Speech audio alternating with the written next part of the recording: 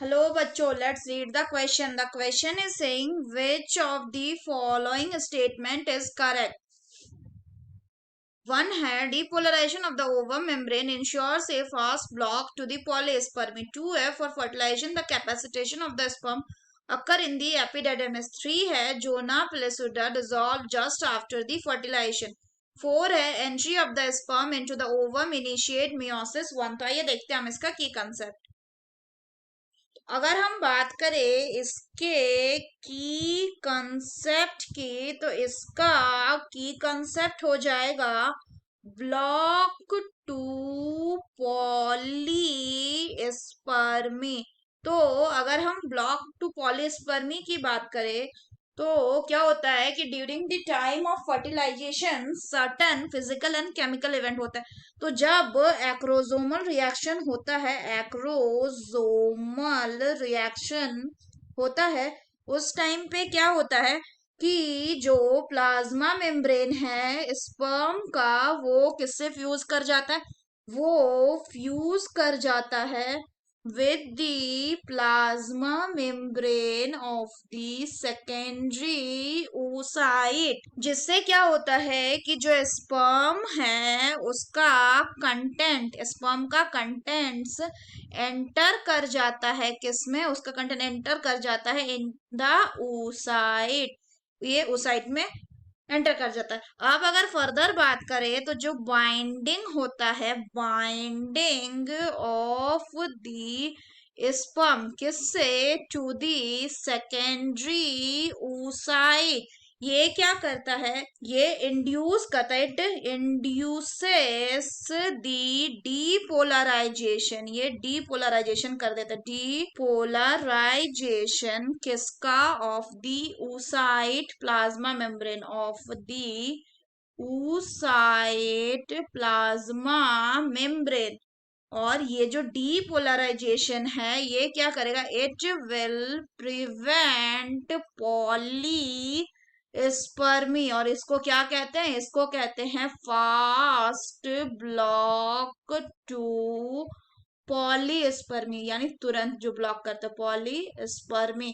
Further अगर हम बात करें तो एक होता है उसको कहते हैं स्लो ब्लॉक टू पॉलीस्पर्मी.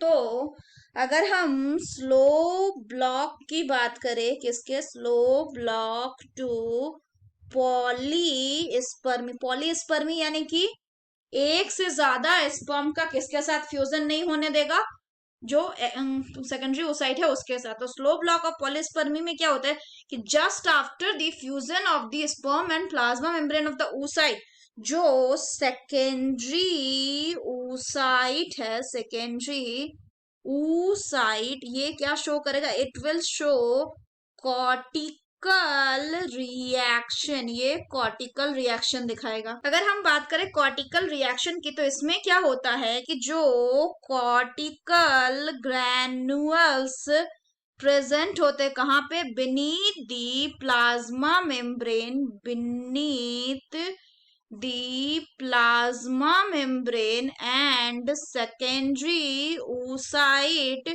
वो क्या करते हैं these granules will fuse with the plasma membrane of the oocyte. और क्या करेंगे एंड ये अपने कंटेंट को जो इनके कंटेंट है उनको रिलीज कर देंगे. इसी कंटेंट में क्या होगा कॉर्टिकल एंजाइम्स प्रेजेंट रहेंगे. और ये जो कॉर्टिकल एंजाइम है ये कहाँ रिलीज होगा ये रिलीज होगा between the plasma membrane and the zona pellucida. ये जो कॉर्टिकल एंजाइम है ये क्या करेंगे they will harden the zona pellucida. ये जोना प्लेसुडा जो लेयर है उसको ये हार्डन कर देगा जो क्या करेगा which will prevent additional sperm entry. और इसी को कहते हैं क्या slow block to the polyspermy.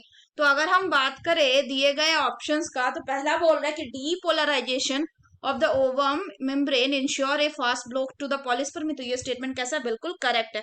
दूसरा बोल रहा है फर्टिलाइजेशन के लिए जो कैपेसिटेशन होगा वो एपिडिडमिस में है, तो ये गलत है, क्योंकि जो स्पर्म है उसका कैपेसिटेशन कहाँ होता है, inside the female reproductive tract. तीसरा बोल रहा है zona pellucida dissolve after fertilization, तो ये गलत है, zona pellucida dissolve during the time of fertilization. चौथा बोल रहा है कि entry of the sperm into the ovum initiate meiosis 1, तो ये भी स्टेटमेंट गलत है, क्योंकि जैसे ही जो स्पर्म है वो ओवम में एंटर करेगा तो क्या होगा, उसका जो मियोसिस 2 जो रुका हुआ था वो कंप्लीट हो जाएगा, यानी सेकेंड डिवीजन कंप्लीट। और क्या बनेगा, अब बनेगा एक मैच्योर ओवम और एक सेकेंड पोलर बॉडी।